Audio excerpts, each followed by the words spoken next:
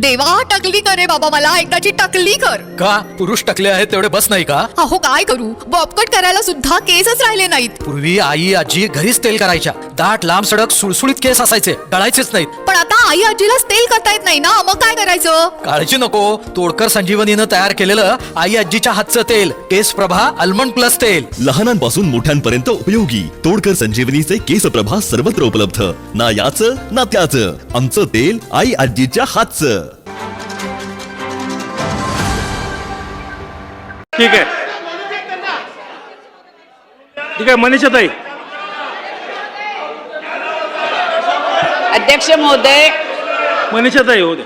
3 तल्लाकच्या अध्यक्ष महोदय, बसा बसा. अध्यक्ष महोदय, अध्यक्ष महोदय, अध्यक्ष देतो महोदय, बसा. होऊ द्या. अध्यक्ष महोदय, सन्माननीय सदस्य देवयानीताईंनी मांडलेल्या लक्षवेधीला मी पाठिंबा देऊन अध्यक्ष महोदय, देतो आता जयंतराव, ओ जयंतराव ऐका बसा. जरा. अध्यक्ष महोदय, बसा, मनीषा माझ्या ताई, उद्या मतदारसंघातील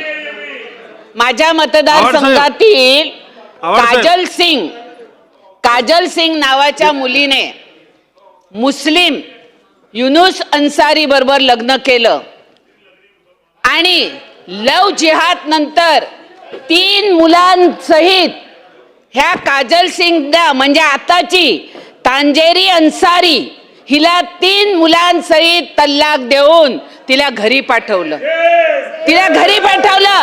अध्यक्ष महोदय, एवढंच नाही, त्या मुलीकडे राहिला आता घर नाहीये, त्या मुलीला आता रेशन कार्ड नाहीये, त्या मुलीच्या शिक्षण करण्यासाठी तिच्याकडे त्यांचं आता आधार कार्ड सुद्धा नाहीये.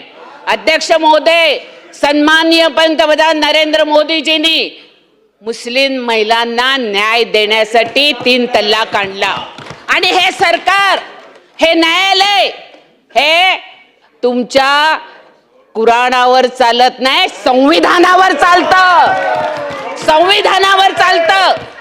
मग संविधानाच्या ह्याच्यामध्ये संविधानाप्रमाणे, ठीक आहे, बोला. कन्क्लूड करा ताई.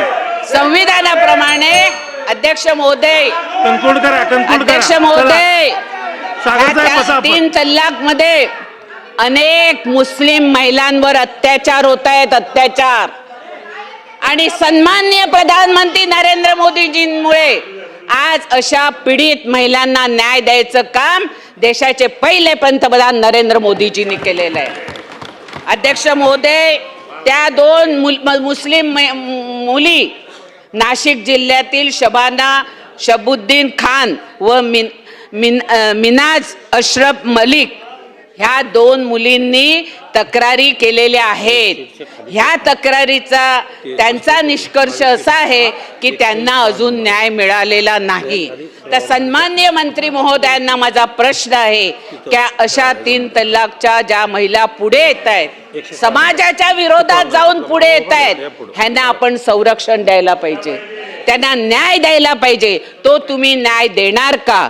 आणि माझा महत्वाचा प्रश्न आहे, राज्यात 2019 पासून 3 तल्लाकच्या संदर्भातील किती तक्रारी, हे गुन्हे दाखल करण्यात आल्यात आणि त्यामध्ये किती महिलांना आपण न्याय दिला, ह्याची मला माहिती द्यावी. धन्यवाद. चला मंत्री महोदय.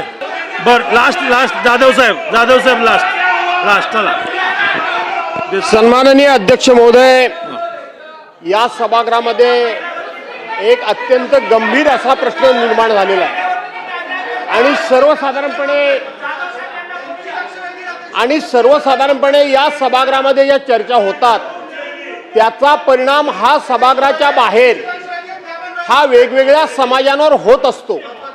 आणि म्हणून या सभागृहामध्ये सन्मान्य सदस्य सनाताई मलिक यांनी अत्यंत बेसिक प्रश्न उपस्थित केलेला आहे. त्यांनी काय सांगितलं की 3 तलाक हा केंद्र सरकारनं रद्द केला असं केंद्र सरकार सांगतं, त्या म्हणतात. परंतु 3 तलाक मध्ये जे 2 आयात आहेत, येस वेट प्लीज, त्याचा फक्त वापर होतो आणि 3रा कधी वापरातच नाही, तो रद्द केला केंद्र सरकारनं. एक नवीन मुद्दा सभागृहामध्ये उपस्थित झाला आहे म्हणजे अनेक बाबतीत तुम्ही लोकांना वेडं बनवता, याच्यामध्ये पण लोकांना तुम्ही वेडं बनवलंय.